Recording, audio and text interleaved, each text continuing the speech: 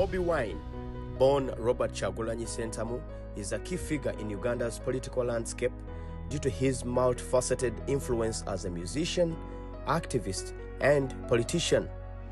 As a former reggae and Afrobeat artist, Bobi Wine's music addresses social issues like poverty, corruption, and injustice, resonating with Uganda's large youth population, often referred to as the ghetto youth. His background from a poor neighborhood makes him relatable, amplifying his influence. In 2017, he founded the People Power movement, which mobilized young Ugandans to demand democratic reforms and challenge President Yoweri Museveni's long-standing rule since 1986. His movement emphasizes grassroots activism and non-violent resistance. Bobi Wine would later form a political party, the National Unity Platform, NUP. As its leader, Bobi Wine became a prominent opposition figure. His 2021 presidential candidacy against Museveni galvanized support despite facing arrests, harassment, and election rigging. Bobi Wine positioned himself as a direct challenge to the ruling National Resistance Movement, NRM. Bobi Wine's defiance against government repression, surviving arrests, torture, and restrictions has made him a symbol of national resistance. His resilience inspires activists and has drawn international attention to Uganda's political struggles.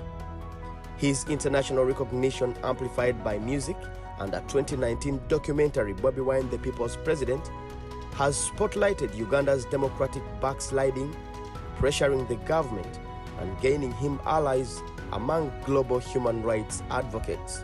In essence, Bobi Wine's blend of cultural influence, political leadership, and fearless activism has made him a central figure in Uganda's fight for change, particularly among those frustrated with Museveni's prolonged rule.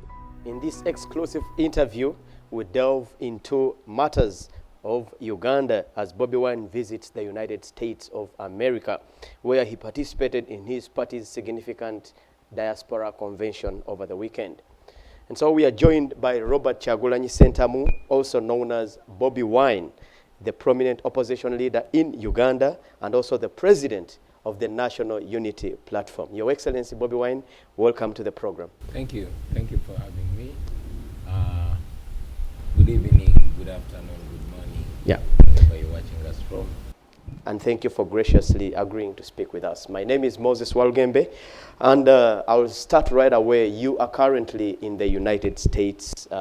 Obviously, you've been visiting the diaspora. You started your journey in South Africa, and then you went to Canada, and then I think from there you came over here.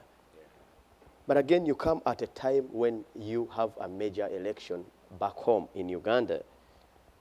What's the significance of this visit to all these countries? Largely to drum up attention and support towards what's going on at home, especially at this critical time. You know, note that it's the only time that Uganda should be attentive, but now Uganda should be very, very attentive on what's going on home, because it is a factor and it is something that we can use to spark change. Ugandans have tried to use all other avenues, but the most important avenue is lining up and voting the regime out. What happens later depends on what we voted. Even when we are to fight for our freedom, we fight for something that we have put there. If we're to fight for our victory, we must earn it. So this period, we want all Ugandans, not just those at home, but in the diaspora, to charge them, knowing that the diaspora has a lot of influence back home in many ways. Wow, thank you very much. And of course, still on the election, the forthcoming election, you've characterized this as a protest vote. Could you just elaborate what the intentions or the meaning of that campaign name? Yeah, going into this election is going in it with a protesting population, going in it as a protest. You will recall that after the 2021 election, many people were apathetic Many were even contemplating, boycotting the election, knowing that the regime, unleashes all manner of untold violence and brutality and vulgarizes the election, and even following what the regime did in the recent by-elections in Omoro, in Kayunga, and even in Kawempe, as if to say it loud to all and sundry that regardless of what you vote for, there won't be change. So people were having various thoughts, but we said, now that we are people that believe in non-violence, what other moral way to go and take on the regime than an area where they stand no chance? The regime stand no chance at the ballot box if it's free and fair. So we decided to go into this election in what we call a protest mode, to protest against injustice, to protest first and foremost against the militarization of the electoral process, to protest against the bias of the electoral commission and the legal justice system, to protest against the corruption, all that people can best do it through their vote. The last time they were on the street, you saw how many people the military and police mowed down. However, they many times love to come off as Democrats, especially to the international community. So we decided to take them on a vote, and that's why we codenamed it a protest vote. Not just going to vote, but this protest vote begins way before the election and goes on until way after the election. We start by looking for that vote, charging everybody to pay attention and reminding everybody to, galvanizing them and drumming them up to get involved in looking for this election, sensitizing people, and making sure that even those that have been made to be apathetic are charged up and re-pick interest into the election.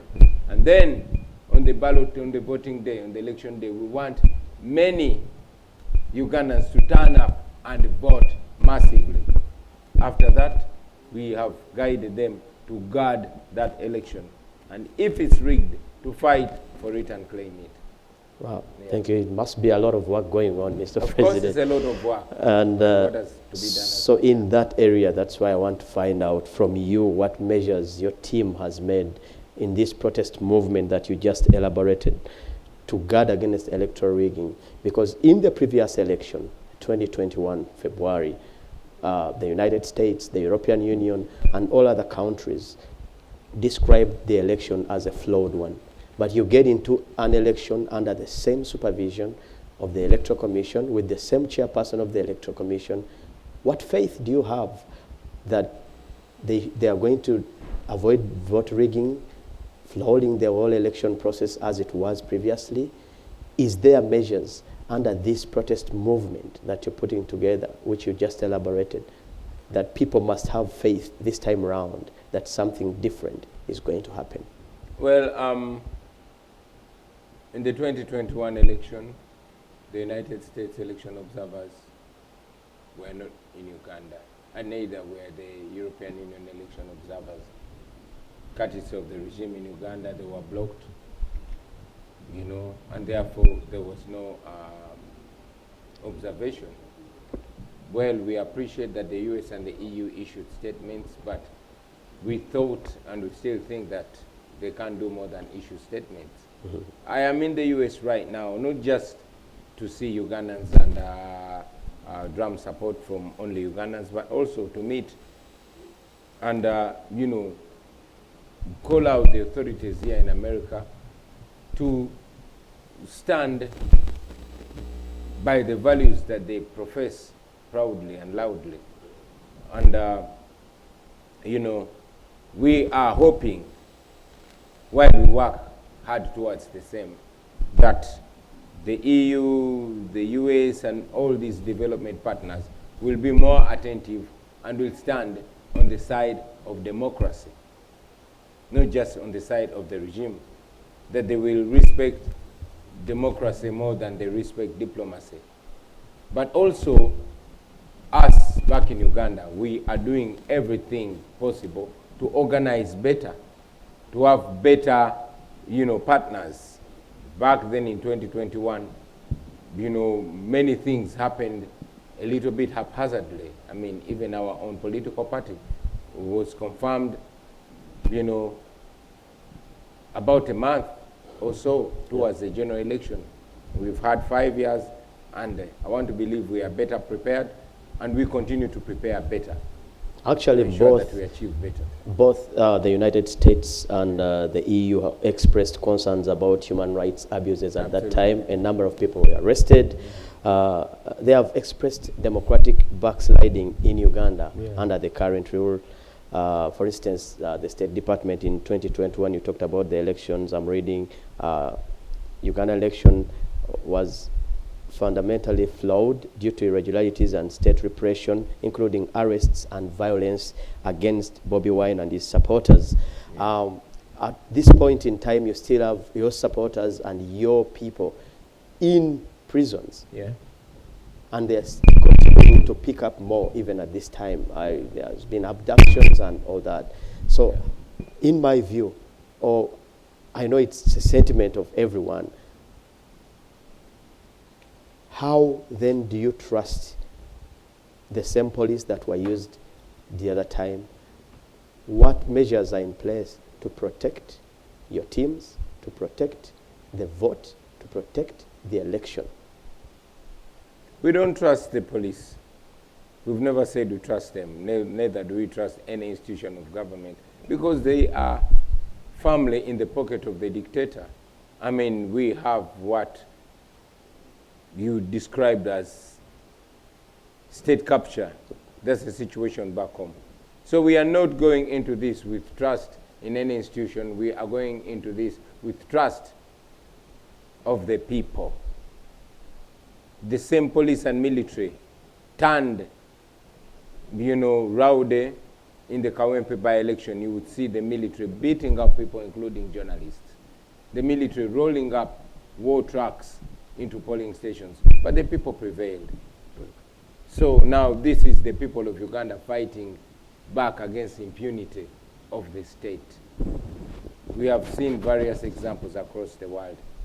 The current example is in Uganda. Just like that impunity has been defeated elsewhere in the world, it will be defeated in Uganda. Now that you are in the U.S., do you think that the U.S. has a role in shaping Uganda's democracy? Absolutely, absolutely. It has always had a role. It continues to have a role. What do you think? Have you been able to meet some of the major key players, especially in this country, for the time you've been here? And what do they think about the current state of affairs in Uganda? Well, I wouldn't reveal every meeting that I hold out here, maybe much later, but we are working both overground and underground to ensure that we achieve change in Uganda.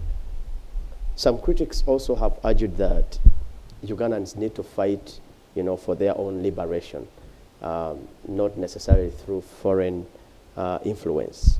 In fact, some are against the direct, like foreign intervention in shaping our democracy. Those are not just critics. I would say those are pragmatists.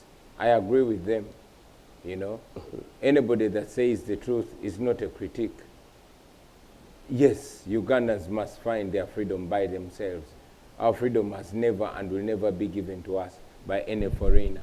And we don't come to America to ask them to help us. No, we ask them to stop being partners in crime. We ask them to stop sponsoring our oppression. We ask them to stop being part of our problem. The U.S. until recently has been giving General Museveni up to $1 billion US. That is the money that is used to oppress our people, to subjugate our people. You know, these are known democracies, world-known democracies. Why would they be seen standing shoulder to shoulder with a known autocrat, a gross human rights violator? So it should not be about diplomacy. It should be about democracy as well. It should be about human rights. Human rights should matter. The same standard of human rights that they observe in America should be observed in Africa. That's all we are saying. We are not asking for any foreigner to help us in Uganda. We're just asking them to stop being part of our problem and sponsoring our problem. Let's talk about the Uganda you're fighting for in multiple facets. I'll drag around the foreign policy because, you've been traveling and you are here, Yeah. foreign land away from homeland. What does the foreign policy you have as the National Unity Platform look like?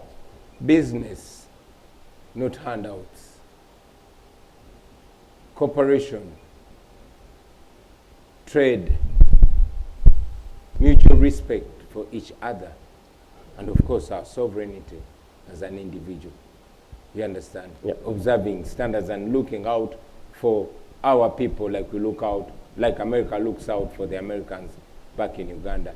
It should not be a collaboration with just heads of states, presidents' clubs. No, it should be about the well-being of our people here in the West, just like they look out and they call us out on the well-being of their people. Back there, the government relationship with the Arab country should be most importantly about the Ugandans and welfare of the Ugandans that are there and how they go around there just like their own citizens go around in our home. I mean, many other countries, the Nigerians move with their heads high in those countries because their governments, have those hard discussions with the countries that host the Nigerians. The same with Kenyans, same with Rwandese. You're not going to find a Kenyan maid or a Rwandese maid or even a Nigerian maid crying that they've removed their kidney or body parts of being abused in an Arab country or any other country. That's what should be with Uganda. It should be about Ugandans. But most importantly, our focus is there in Uganda. We like to talk about a new Uganda as relating to the common Uganda. How much money goes into their pocket and how we can fix that. How easily they get employment. How do they benefit from the wealth of the country, the natural resources, the oil, the gold. How best is that agriculture improved and invested in to ensure that being a Ugandan is being part of that wealth? How is our tax regime benefiting or helping the traders and sustaining the new businesses that are being started? How sustainable and how comfortable are people living with our healthcare system, with our education system? How do we bring back that comfort and relief of a parent educating their child from primary, secondary, and if the child is bright, once they make it to university, fait accompli? How do we ensure we get that? How do we, refurbish our rail system? Why don't we have a standard gauge railway like Kenya and Tanzania? Things like those. They say that they are constructing that. I'm sorry? They say in Uganda, the government says well, it's they are been building 40 years. Time out. Time out. We have no time. This generation has to move and prepare for the next generation. Critics also suggest that despite effectively engaging with the Ugandan populace, there's been like a kind of failure to adequately create a message that provide concerns of the international community. What do you mean? We don't work for the international community. And our message is not for the international community, it's for Ugandans. I mean, they possess significant interests in terms of security in the region, the Great Lakes. They fund Uganda as a country, yes. Which you definitely, 2026, if everything goes well, you will be at the helm of the country. Mm-hmm. So they are definitely major interests. And some people think that the message does not resonate well from the party. I mean, what's your view on that? I mean, which people? Are you telling me that the people that support General Museveni must be comfortable and must approve of the message that we that are fighting against General Museveni are giving the international community? Well, let me break it this way. Uganda holds a strategic stability position in the region. That's right. And there is support from the international community. I'm asking this because you are not an international tour, and this definitely resonates under the foreign policy. Right. That's right.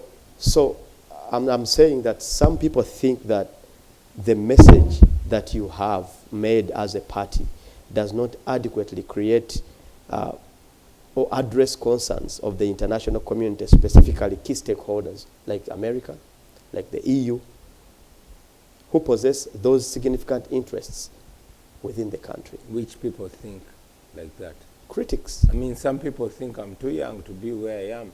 Other people think I have the wrong background. Other people think I'm the wrong tribe. Name it. So which people? Maybe the people that think that actually don't matter in this our cause. Why?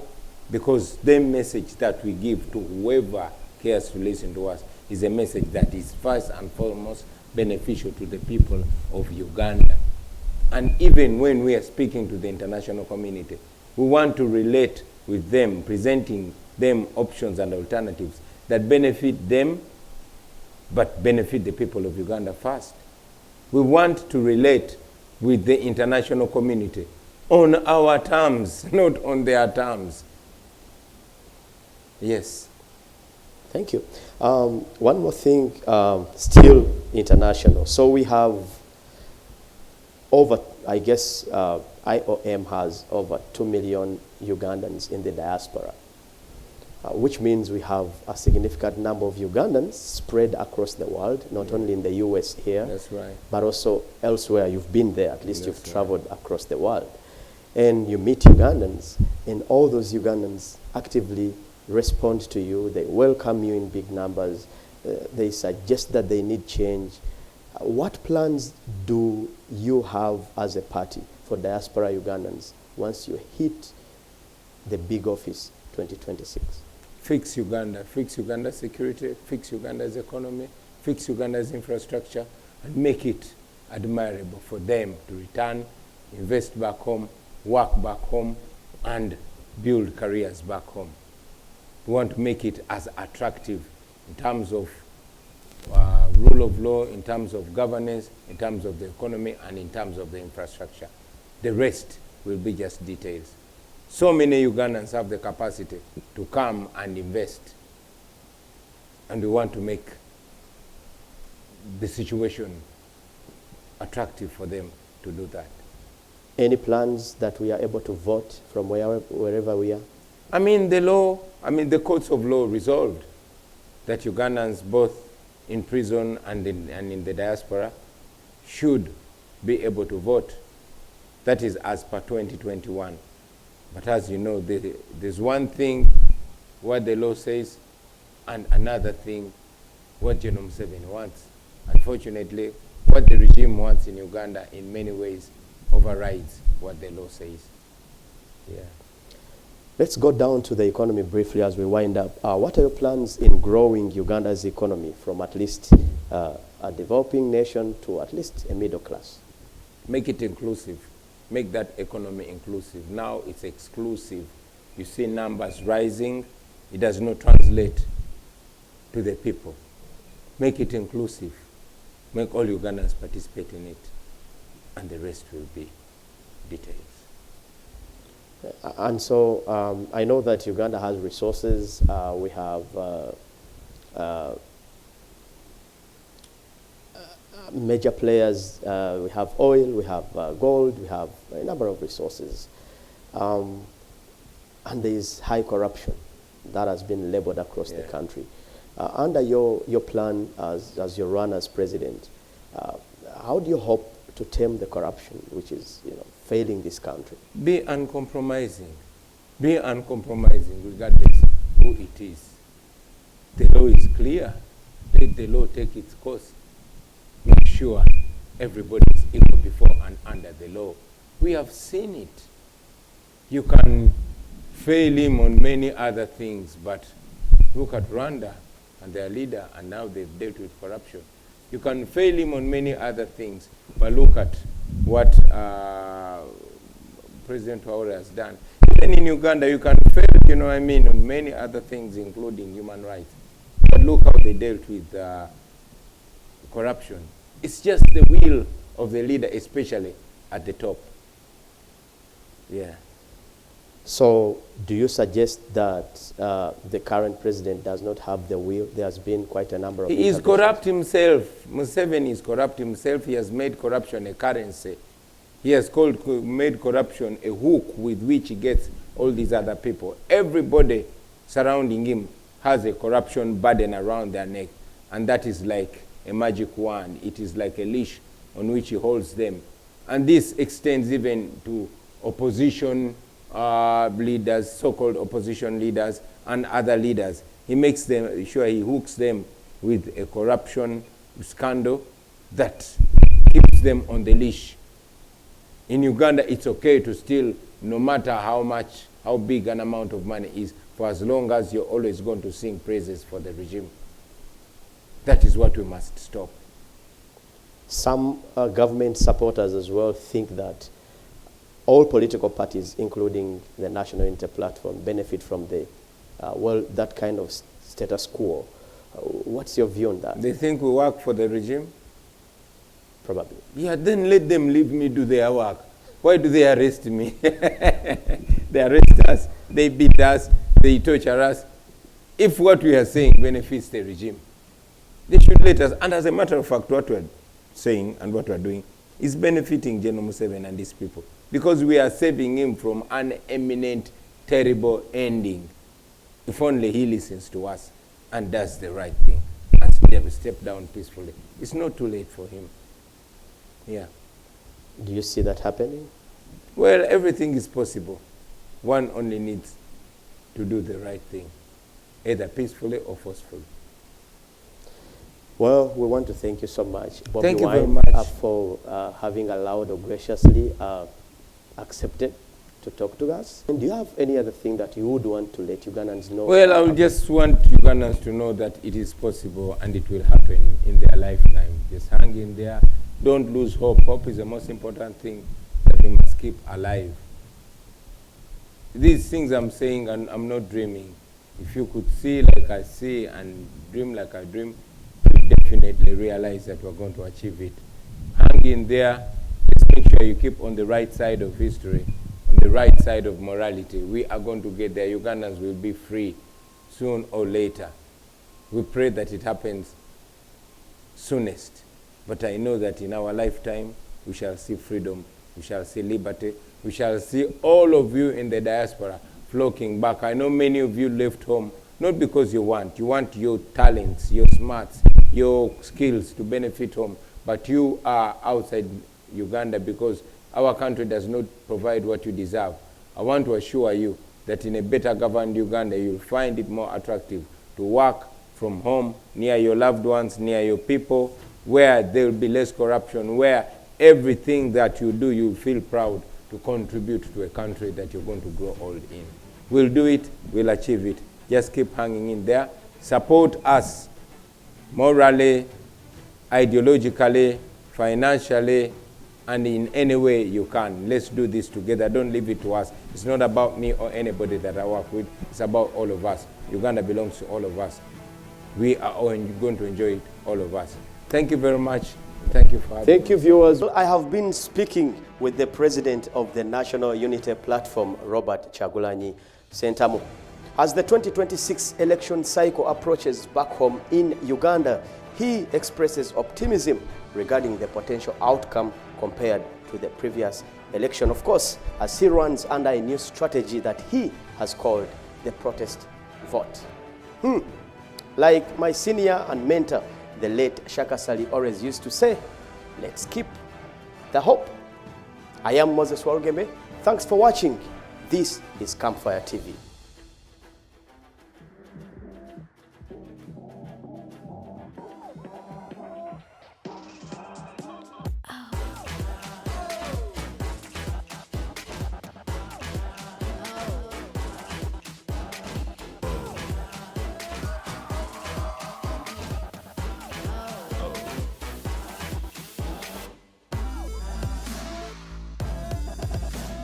Campfire TV, your #1 station.